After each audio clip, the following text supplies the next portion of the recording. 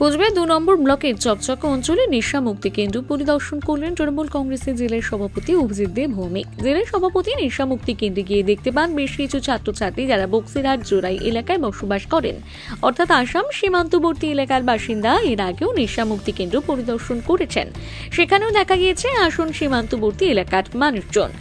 জেলা সভাপতি মনে করছেন আসাম সীমান্ত এলাকার যুবকরাই এই নেশার দিকে বেশি আকৃষ্ট হচ্ছে। তাহলে ভবিষ্যতে তুমি আরেকজনের সাহারা কি করে বলো? ঠিক আছে, তুমি বসো। বেশিরভাগই তো স্টুডেন্টই মনে হচ্ছে। তুমি কিরাম তুমি কিসের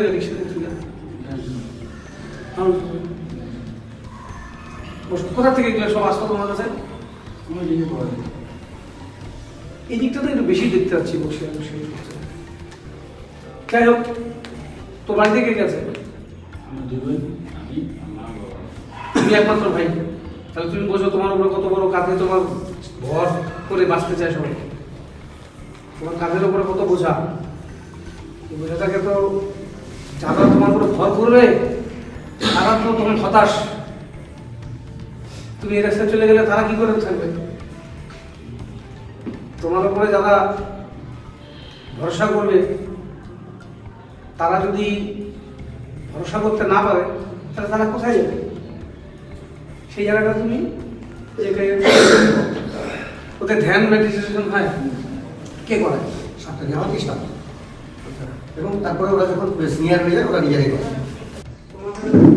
ভালো লাগবে, তোমাদের মধ্যে ইচ্ছা আছে সমাজের মূল স্রোতে ফিরে আসে আছে তো?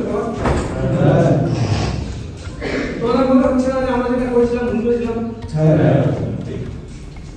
আমারও তাই মনে হয় যে যারা করছে তারা ভুল করছে। সবাই কিন্তু এইভাবে নেই, যারা বাইরে আছে অনেকে ছড়িয়ে আছে ছিটিয়ে আছে তারা এখন এসব করে যাচ্ছে।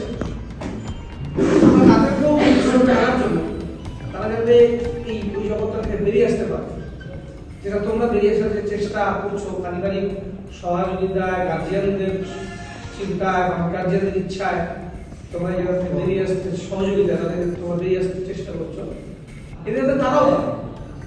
সেই ক্ষেত্রে আমাদের যত রকম সহযোগিতা করার আমরা তাদেরকে করছি। তোমাদের একটা বড় দায়িত্ব থেকে এখান থেকে বেরিয়ে যাওয়ার পরে তাদেরকে মূল